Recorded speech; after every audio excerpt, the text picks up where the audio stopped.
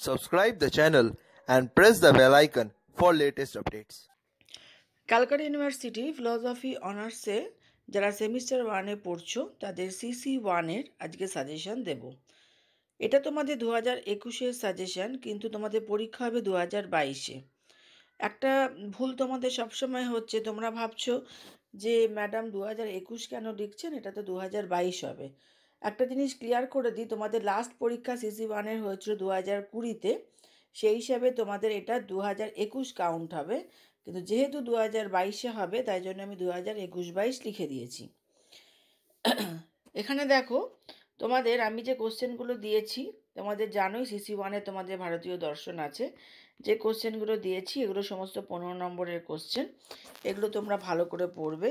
1 নম্বরে রয়েছে চার্বাকগণ অনুমানকে প্রমাণরূপে স্বীকার করেন না কেন, এই মত কি গ্রহণযোগ্য, আলোচনা করো। চার্বাকসম্মত দেহাত্মবাদ ব্যাখ্যা করো, একে ভূতচৈতন্যবাদ বলা হয় কেন, এই মতবাদটি গ্রহণযোগ্য কিনা আলোচনা করো। জৈন মত অনুসারে অনেকান্তবাদ ব্যাখ্যা করো, এই মতবাদকে কোনো অর্থে আপেক্ষিকতাবাদ বলা যায় কি।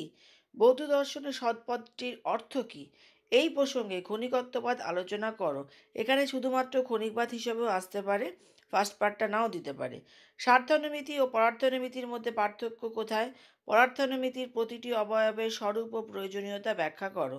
পরার্থানুমিতি না দিয়ে পঞ্চাবয়বী ন্যায়ও দিতে পারে।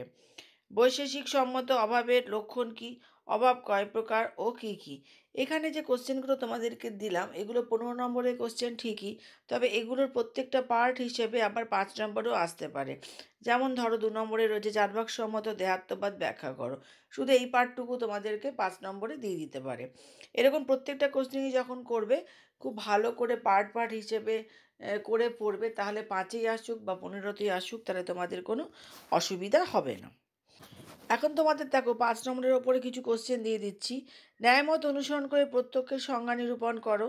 নৈয়ায়িকগণ নির্বিকল্পক প্রত্যক্ষের অস্তিত্ব কিভাবে সিদ্ধ করেন, নির্বিকল্পক ও সবিকল্পক প্রত্যক্ষের মধ্যে পার্থক্য নির্দেশ করো।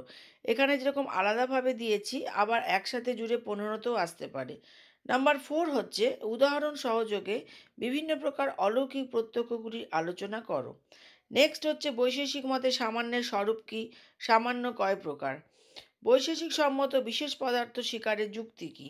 ন্যায় বৈশেষিক দার্শনিকগণ সমবায় ও সংযোগের মধ্যে কীরূপে পার্থক্য করেছেন। শব্দ প্রমাণের বিরুদ্ধে চার্বাকদের আপত্তি ব্যাখ্যা করো। এখানে পার্ট পার্ট হিসেবে কোশ্চেন গুলো যেগুলো আছে সেগুলো সমস্ত কিছু জুড়ে কিন্তু আবার 15তেও আসতে পারে, আবার 15 নম্বরে যেগুলো দিয়েছি সেগুলোকেও পার্ট হিসেবে 5 নম্বরে আসতে পারে। কাজে তোমরা এই কটা কোশ্চেন যদি পড়ো তাহলে তোমরা সিসি ওয়ানে তোমাদের সমস্ত কমন পেয়ে যাবে আশা করছি। এবং তোমরা আমার সঙ্গে থাকো এবং অবশ্যই দেখতে থাকো, তার কারণ খুব শীঘ্রই আমি তোমাদের জন্য সিসি 2 এর সাজেশন দেব।